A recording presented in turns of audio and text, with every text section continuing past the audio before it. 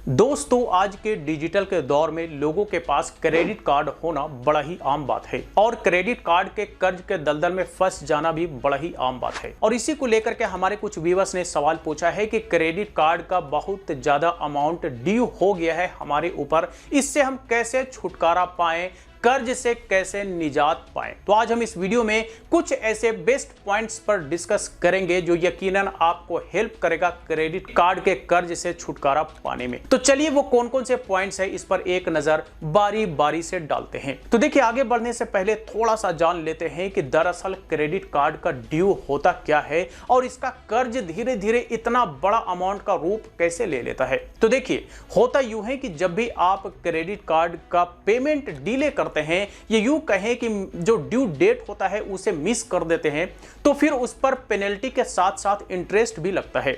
और इंटरेस्ट कोई थोड़ा मोड़ा नहीं, बल्कि कहिए तो 36 से 45% एनुअली चार्ज लगता है, वो भी इंटरेस्ट के रूप में, जो कि एक बहुत बड़ा अमाउंट बनता जाता है। बड़ा अमाउंट से बड़ा और बड़ा से बड़ा बनते बनते एक बड़ा अमाउंट का रूप ले लेता है और जो कार्ड होल्डर होता है वो धीरे धीरे कर्ज के दलदल में फंसता जाता है, क्योंकि इंटरेस्ट बड़ा हेवी लग रहा होता है। अब चलिए बात करते हैं कि अगर किसी के क्रेडिट कार्ड का ज्यादा अमाउंट ड्यू हो गया है और उससे छुटकारा पाना चाहते हैं, तो क्या आपको करना चाहिए ताकि आपको क्रेडिट कार्ड के ड्यू से निजात मिल जाए। तो देखिए, कुछ लोग सजेस्ट करते हैं कि आप मिनिमम ड्यू अमाउंट पेमेंट करके जो है अपने क्रेडिट कार्ड से धीरे धीरे छुटकारा पा लो, और कुछ लोग सजेस्ट करते हैं कि आप अपने टोटल ड्यू अमाउंट को ईएमआई में कन्वर्ट करवा लो।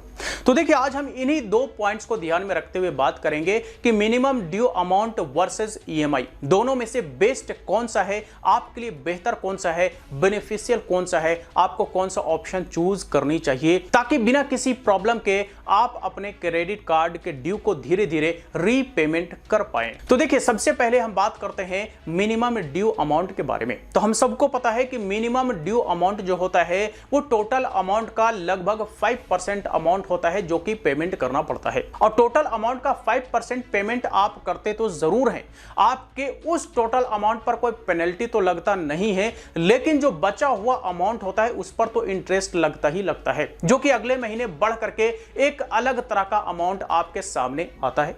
और ये जो इंटरेस्ट लगता है ये भी बचे हुए अमाउंट पर 36 से 45% के बीच का एनुअली इंटरेस्ट लगता है। जी हां, तो किसी भी कीमत पर मिनिमम अमाउंट ड्यू आपको हेल्प नहीं करेगा क्रेडिट कार्ड के कर्ज से छुटकारा पाने में। ठीक है, तो इसके लिए मैं आपको बेस्ट ऑप्शन सजेस्ट करूंगा कि जितना भी आपका अमाउंट ड्यू है क्रेडिट कार्ड का, उसको आप ईएमआई में कन्वर्ट करवा लीजिए। जी हां, ईएमआई में कन्वर्ट करवाने के बहुत सारे फायदे हैं और आपको यहां पर उतना ज्यादा इंटरेस्ट भी पे नहीं करना पड़ता है। तो चलिए बारी बारी से हम समझते हैं कि जो क्रेडिट कार्ड का ड्यू अमाउंट को ईएमआई में कन्वर्ट करवाने के क्या क्या फायदे हैं, इसके अलावा आपको क्या क्या ध्यान में रखने चाहिए ईएमआई में कन्वर्ट करवाने के दौरान, ताकि आप कर्ज के दलदल से बाहर आ जाएं। तो देखिए, सबसे पहले तो आप चेक करेंगे कि आपका जो क्रेडिट कार्ड जिस बैंक के एनबीएफसी कंपनी का है, क्या वो आपके क्रेडिट कार्ड ड्यू अमाउंट को ईएमआई में कन्वर्ट करने का ऑप्शन देता है। अगर देता है तो आपको कुछ बातें ध्यान में रखना है,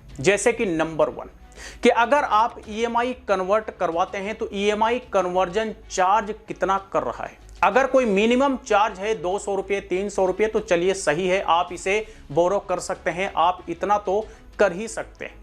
लेकिन अगर अमाउंट ज्यादा है, अगर कन्वर्जन चार्ज ज्यादा है, तो आप इस पर एक बार सोच विचार करें। पॉइंट नंबर 2 जो आपको ध्यान में रखना है वो है प्री क्लोजर चार्ज, कि भाई मान लीजिए कि हमने 12 महीनों का ईएमआई में अपने टोटल अमाउंट का कन्वर्ट करवा दिया। अगर हम चाहें इसे 3 महीने के अंदर अंदर ही पेमेंट करके रफा दफा करें, तो क्या यह ऑप्शन हमें फ्री ऑफ कॉस्ट मिलेगा?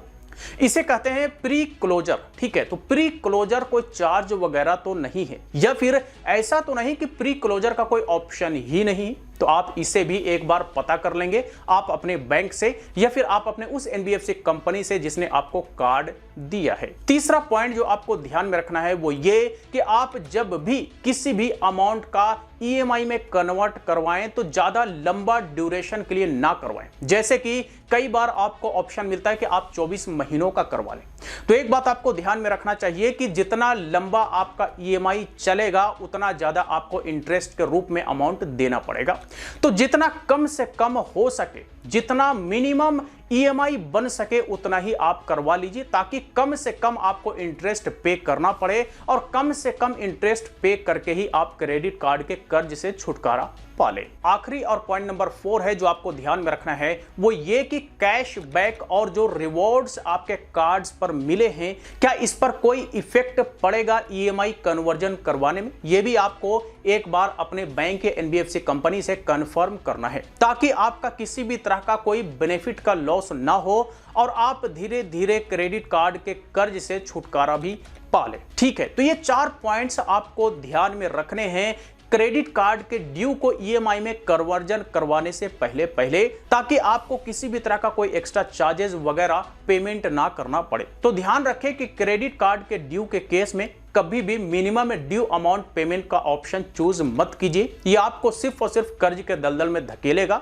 बल्कि टोटल अमाउंट को ईएमआई में कन्वर्ट करवाने का ऑप्शन आप चूज करें, क्योंकि ईएमआई कन्वर्ट करवाने पर आपको 12 से 15% का एनुअली इंटरेस्ट देना पड़ता है, जो कि क्रेडिट कार्ड का टोटल ड्यू के इंटरेस्ट के मुकाबले बहुत कम है। आप खुद कंपैरिजन कर सकते हैं कि क्रेडिट कार्ड के ड्यू पर 36 से 45% का एनुअली इंटरेस्ट और कहां ईएमआई पर 12 से 15% का एनुअली इंटरेस्ट, कहिए तो 3 गुना का फासला है। तो आपको बड़ा फायदा मिलता है अगर आप ईएमआई में कन्वर्ट करवा के धीरे धीरे अपना पेमेंट करते हैं, और इससे आपके क्रेडिट कार्ड के कर्ज से छुटकारा भी मिल जाता है। तो बस यही कुछ था आज के इस वीडियो में। इससे रिलेटेड अगर कोई सवाल हो, क्वेरी हो, तो आप हमें कमेंट बॉक्स में लिख करके पूछ सकते हैं।